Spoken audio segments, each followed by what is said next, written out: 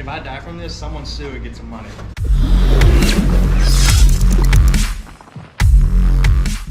We have decided to take this build to the next level. No longer are we just getting this thing up and running and putting a new motor in it, and then a frame, of course, and all that. All new everything. That wasn't enough. That was not enough. Not enough. You know, we decided, how can the undercarriage and the insides and the guts look this nice and the outside looks like a pig?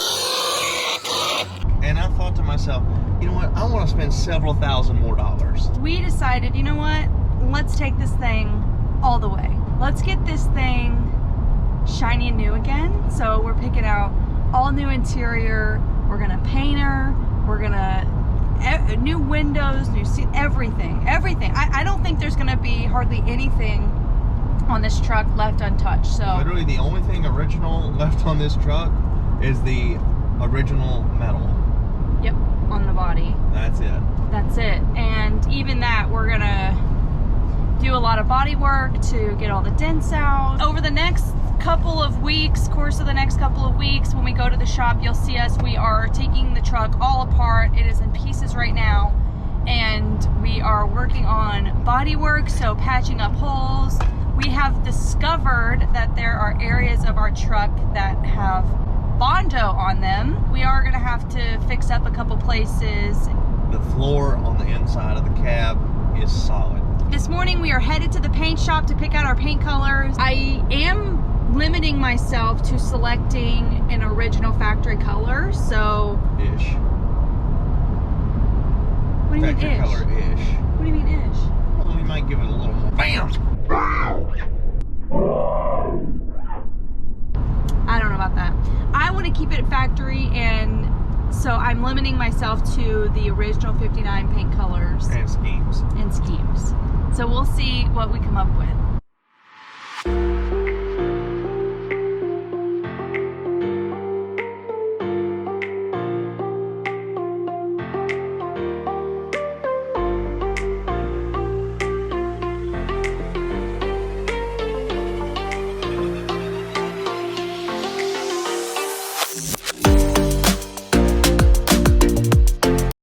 Update. We went to the paint store. They didn't have what we wanted in the store, and the owner wasn't there, so he couldn't look up the paint codes for us, but that's okay. We have decided officially the colors that we want, and it's gonna have to be a custom mix situation. So we left the factory codes there, and hopefully when the owner calls us on Monday, he'll give us some good news and let us know he can mix that up for us. Let me tell you something, I'm way too indecisive for paint, because it's one thing to decide what color you want, like do I want red, do I want blue, do I want green?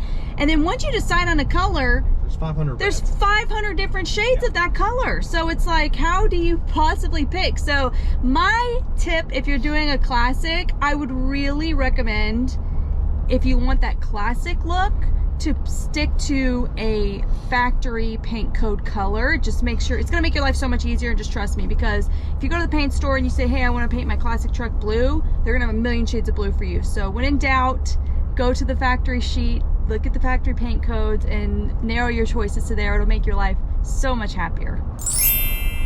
I like the colors that we're going with, though. It's gonna look really good. It's period correct. I feel like on the older stuff, if you're gonna do a RestoMod of any sort, you gotta somewhat be in the color wheel of what it could have been, or else you gotta go full custom to do a wild color, in my opinion. And there are people that do full customs, and that's great for you, but I just really wanted a factory looking truck. Everything except underneath the hood. You're doing a RestoMod. A RestoMod. I'm a RestoMod kind of gal.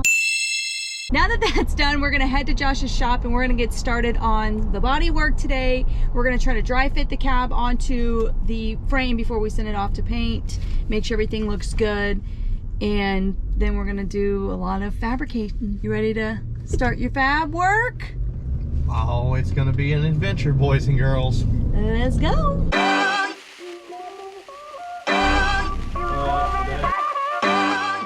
We're unboxing all of our patch panels. As you can see, there are quite a bunch, and this is only just a fraction. There's way more. Right now we're going through and we're dry fitting, trying to put the pieces together. It's sort of like a puzzle. And then we're gonna get started on the body work.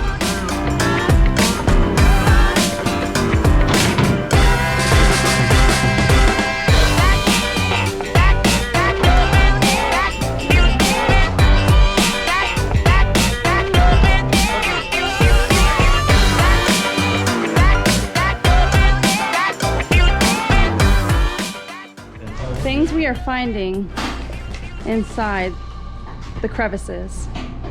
This looks like a pin from 1959.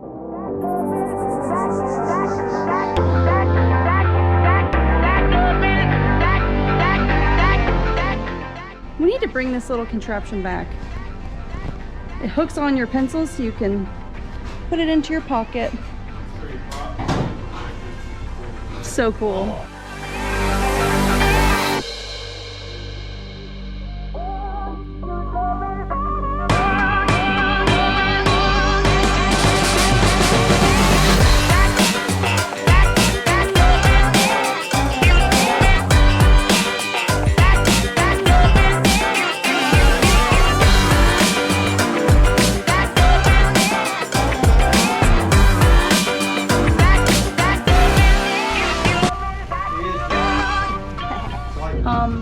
Disgusting. These wasp nests were just living in here. Ugh. Michael just keeps saying, here's your Speedo, here's your Speedo, here's your Speedo. You want to see my Speedo? 162.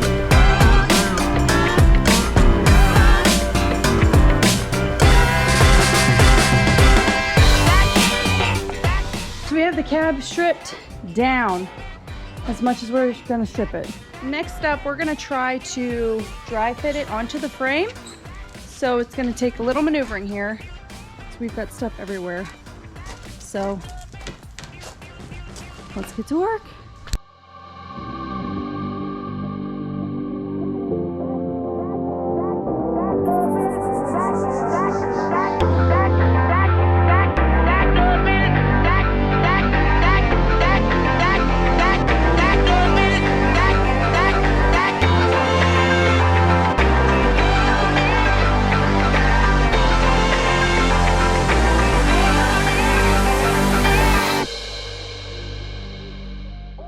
Okay, I know I've been anti-lower, but like, holy moly. I really cannot believe this. I've been talking so much smack about how we're not lowering the truck, we're not doing it, but the way that this sits currently, it's way too high. We're gonna, I think, drop it probably 2.5. Yeah.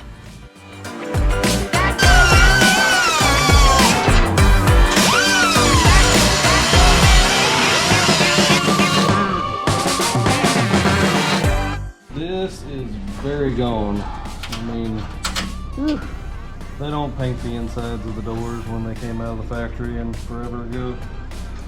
So we have a patch panel, but it is pretty much that long. Which, if you'll notice this little crease, you want to go down this, not in the middle of here, because that is not made in there. So pretty much that's what we're doing. We just got to make a straight line across, cut that, and then cut this thing down about 1/2 inch to make it fit. We're done cut out the spot welds on the side up to past that, where it's free from the door skin, and also some of the door skin is gonna have to be replaced.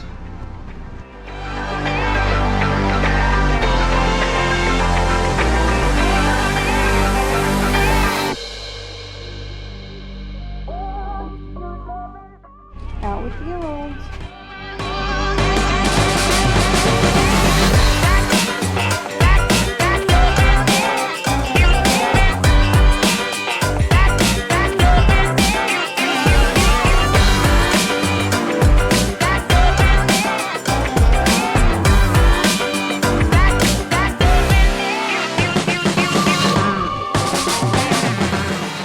Me and my old friend, the sander, have met again.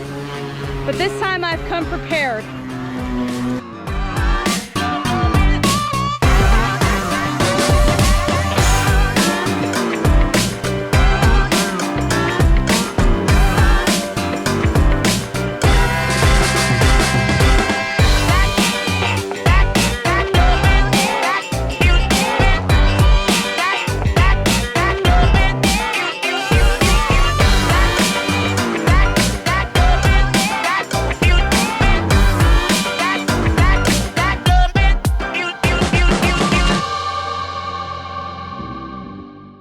Don't you just love body work?